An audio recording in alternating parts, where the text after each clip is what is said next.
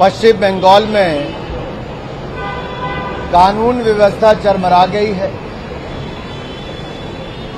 जो जनता की भलाई के लिए पैसा आता है उसकी पाई पाई को खाने का पक्का इंतजाम किया जाता है। कट मनी के नाम से मशहूर यहाँ के नेता और यहाँ की सरकार हो गई है। गरीबों की भलाई के लिए जो पैसा केंद्र से आता है उसमें भी कमीशन खाने का हर संभव प्रयास किया जाता है। भ्रष्टाचार चरम सीमा पर है। अगर भ्रष्टाचारियों के खिलाफ कार्रवाई की जाए तो ईडी की टीम पर भी पथराव, मारपीट, सिर फोड़ने का काम होता है। आखिरकार देश का पैसा, देश की जनता का पैसा अगर उसका हिसाब लेने का नाम आए तो भ्रष्टाचारियों को संरक्षण देने का काम, शेल्टर देने का काम पश्चिम बंगाल की सरकार क्यों करती है। अब सवाल ये खड़ा होता है कि क्या यहाँ की माननीय मुख्यमंत्री ममता बनर्जी जी, क्या उनकी पकड़ अपने मंत्रियों, अपने सांसदों, अपने विधायकों पर नहीं? क्या लूट की खुली छूट ये उन्होंने दे रखी है कि इनके लोग इनकी सुनते नहीं? अगर लूटने वालों के खिलाफ कार्रवाई की जाए तो उन्हीं अधिकारियों के खिलाफ इनके गुंडे, इनके अधिकारी, इनके कार्यकर्ता टूट पड़ते हैं, मारते हैं। ये देश में कहीं नहीं होता, पश्चिम बंगाल में होता है। ये कैसी परिस्थिति खड़ी हो गई? लॉ एंड ऑर्डर की एक भयंकर समस्या यहां पर है जिसका बार बार उदाहरण देखने को मिलता है। पिछले कल देश ने राष्ट्रीय युवा दिवस मनाया। देश में कम से कम 20,000 स्थानों पर लाखों युवाओं ने स्वामी विवेकानंद जी के जन्म दिवस पर राष्ट्रीय युवा दिवस मनाया। उनसे प्रेरणा स्रोत है हम सबके। प्रधानमंत्री जी स्वयं नासिक गए थे, लाखों युवाओं को वहां से संबोधित किया। लेकिन पश्चिम बंगाल के युवाओं को राष्ट्रीय युवा दिवस में शामिल होने की अनुमति क्या नहीं मिलती? यहाँ के बच्चों को क्यों नहीं भेजा जाता? यहाँ के युवाओं को क्यों नहीं भेजा जाता? और पश्चिम बंगाल जहां पर स्वामी विवेकानंद जी का जन्म हुआ, और ये धरती तो वो है जहां पर स्वतंत्रता सेनानियों ने जन्म लिया भी, अपना बलिदान भी दिया। ये महीना बहुत विशेष है। स्वामी विवेकानंद जी का जन्म दिवस है तो नेताजी सुभाष चंद्र बोस की। आखिरकार ये वातावरण क्यों? ये तुष्टीकरण की राजनीति ने इस वातावरण खड़ा कर दिया है कि कभी राम जन्मभूमि का अगर शिलान्यास हो तो बंगाल में कर्फ्यू जैसी स्थिति खड़ी कर दे, हिंदुओं को जश्न भी न मनाने दिया जाए।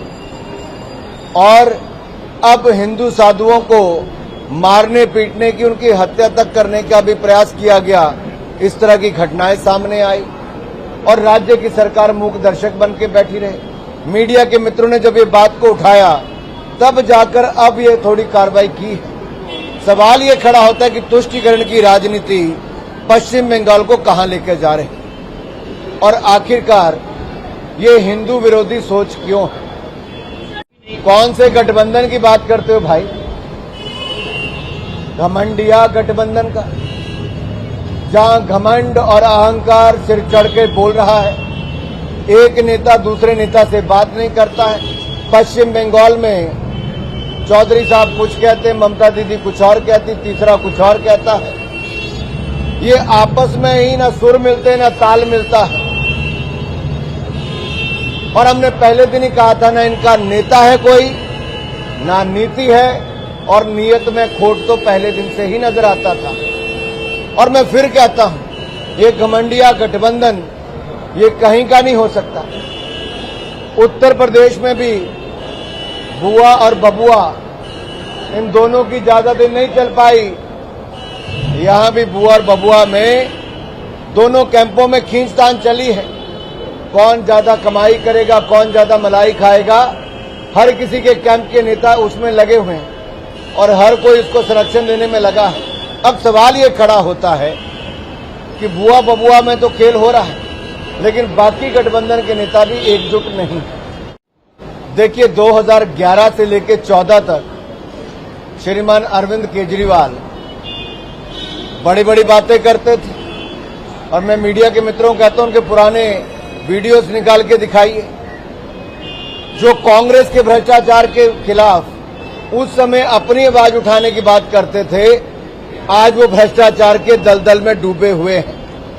अरविंद केजरीवाल जी की पार्टी आम आदमी पार्टी के उप मुख्यमंत्री जेल में है भ्रष्टाचार के चलते। उनके स्वास्थ्य मंत्री 1.5 साल जेल में रहे भ्रष्टाचार के चलते। उनके शराब मंत्री, शिक्षा मंत्री जेल में है। उनके सांसद जेल में है। आखिरकार इनके विधायकों से लेकर सांसदों को जेल क्यों जाना पड़ा? भ्रष्टाचार के चलते। और अराजकता फैलाने का काम, भ्रष्टाचार को बढ़ाने का काम अरविंद केजरीवाल जी और इनके राजनीतिक दल ने किया है। और जब जांच होती है तो जांच से भागने का काम करते हैं।